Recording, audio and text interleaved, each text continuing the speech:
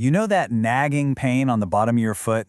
It can be incredibly frustrating. It sidelines runners, it makes just walking around a chore. So let's unpack what's really going on with this super common problem and, more importantly, what science says you can actually do about it.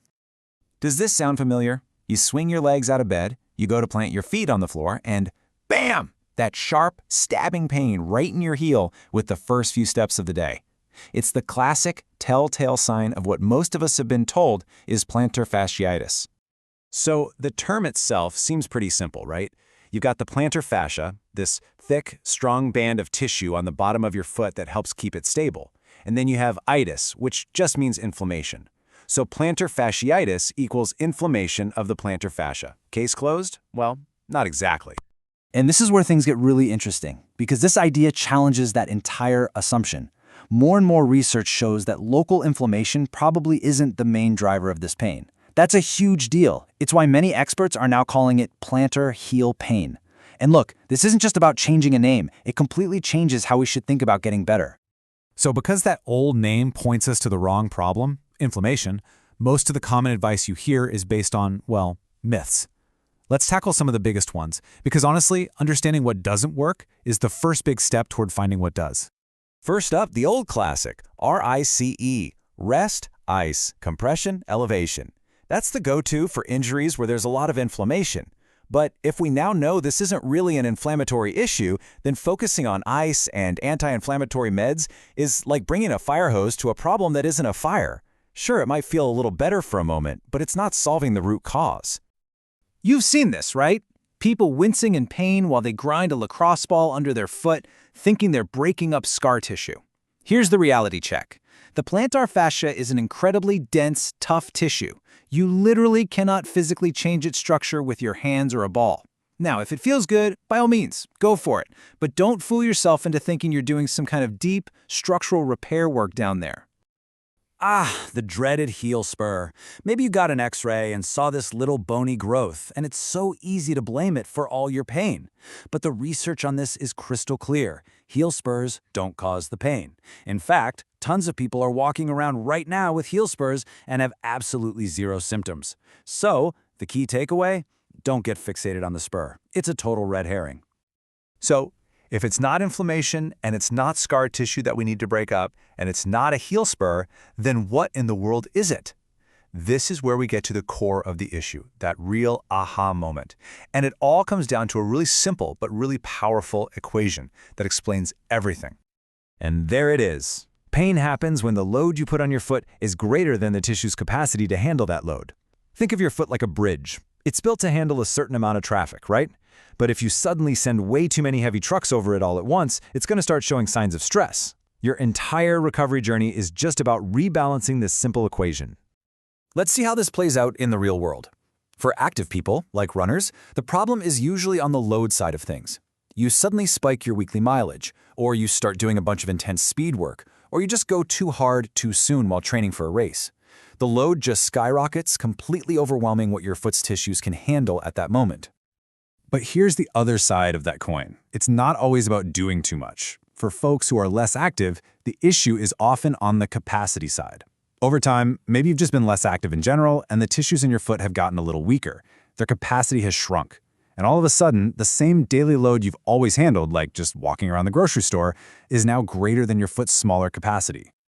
Okay, so now we get it. The problem is an imbalance between load and capacity.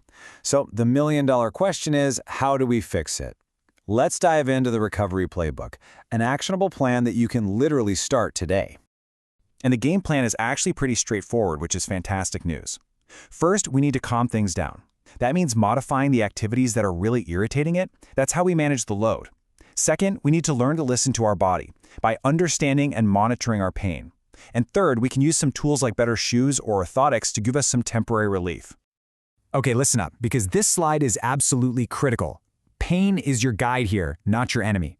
While you're doing something, just ask yourself, is this pain tolerable? And by the way, you get to decide what's tolerable.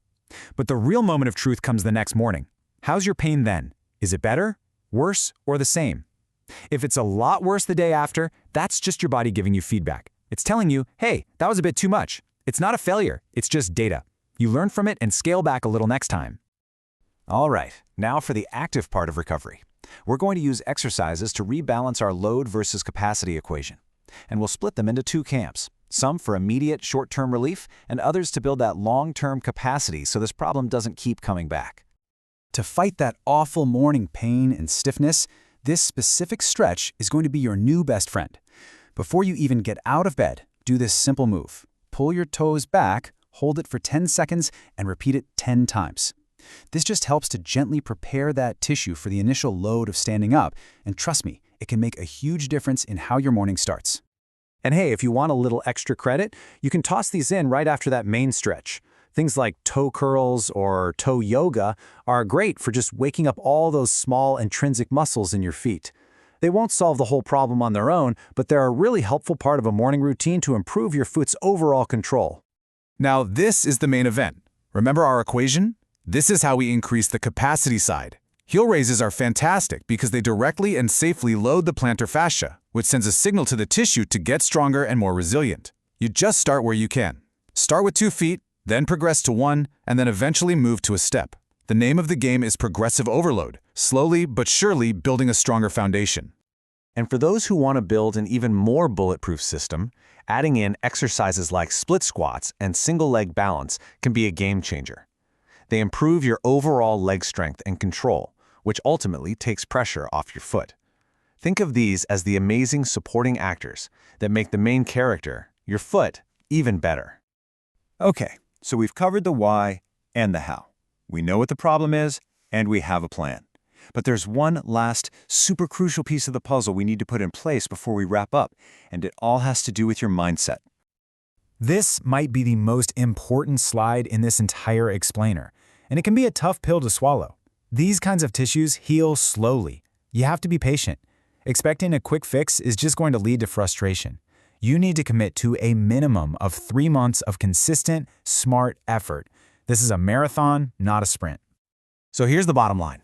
Your recovery is yours. This is your playbook, but you're the coach. You have to listen to your body, adjust the plan based on what your pain is telling you, and above all, stay consistent. There's no magic bullet here, but with this smart approach and a healthy dose of patience, you have a clear path back to moving pain-free.